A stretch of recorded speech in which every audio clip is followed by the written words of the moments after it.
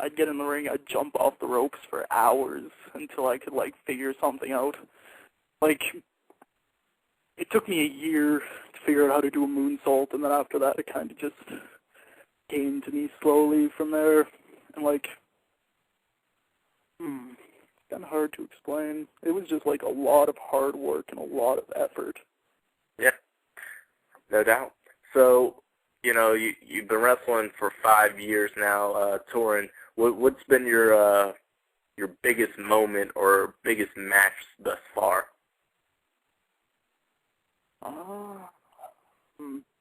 My biggest match for sure was when I got to wrestle Homicide back in April. How was that? What promotion? How'd that come about? Prairie Wrestling Alliance in Edmonton. Mm. They're pretty much my home promotion now. I started with Stampede Wrestling, and they closed down, and once they closed down, Kurt Sorokin, who runs the promotion here, PWA, he came to me, said he'd give me a shot. Actually, it's because of TJ, who emailed Kurt Sorokin and told him he had to use me and that Brandon Van Danielson or he'd be pissed off. So that's how we got in there. And then I believe in April it was supposed to be, the show was Mayhem, and it was supposed to be this guy El Reverso taking on Homicide. Mm-hmm. El Reverso, I guess, a week before the show told them that he wasn't going to be there because he was in Ottawa because he had some family emergency.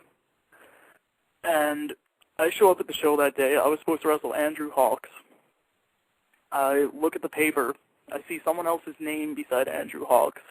And I got pissed off. I was like, what the fuck? Why am I not on the show anymore? Where is my name? And then my buddy, Brandon, at the time, looks at the sheet and he's like, dude, there's your name right there. No one told me I was wrestling Homicide until that night. And it was insane. As soon as I saw that, I was like, I almost passed out. I was like, holy shit, I'm actually, like, wrestling this guy that's on TV. He's going to teach me a lot. It's pretty sweet. Yeah, it sounds like a bunch of fun. You know, you work with the Hearts. I mean, how often now that, you know, I guess you're out from under their wing, do they check out your matches or you know, say you could have done this better or anything like that? Do they still do that? I think TJ is actually the only person in the entire world that can say he has seen every single match I have.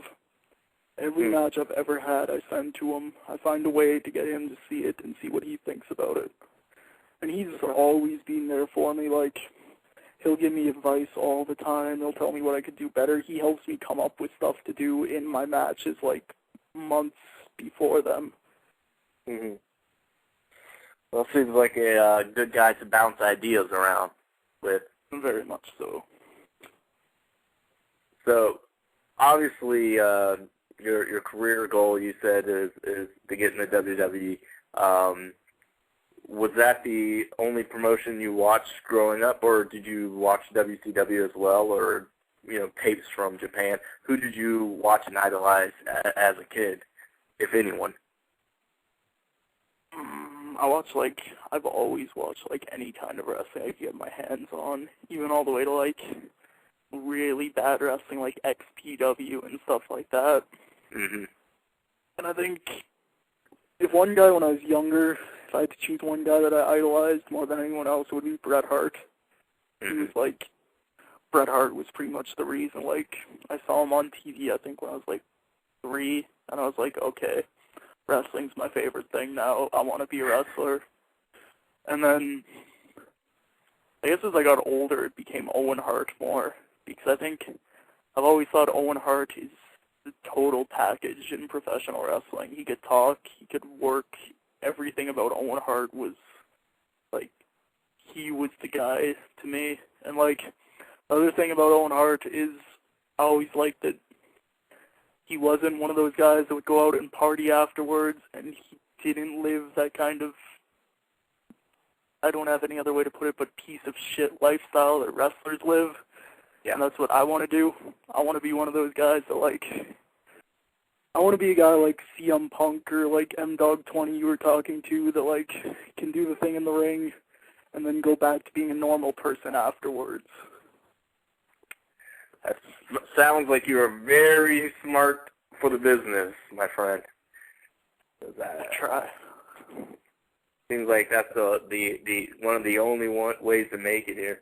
And we know that you're out there all over the internet, but we want to make sure that your fans, you know, if they're looking for you, or guys who are just now hearing you for the first time, where can they find Chucky Blaze? Do you have a MySpace, a website, whatever, so they can get a hold of your clips, or, you know, ask you a question for email, or whatever it is you like to do with your fans? Well, you can either find me on Facebook, just type in Chucky Blaze. I guarantee I'm the only one there. Or you can email me, chuckyblaze18@gmail.com. And I do have a website, chuckyblaze.cjb.net. And if there's anyone listening from around Edmonton or Calgary, there's always PWA. Next PWA show in Edmonton is November 21st. Century Casino. Next one in Calgary, November 28th. All right, guys, make sure if you're in the area to check out those shows in November. Chucky, we appreciate you taking the time to talk with us and coming on, and we wish you much, much, much success, and we hope that you'll come back on in the near future. Definitely. Thank you for having me. No problem. Thank you.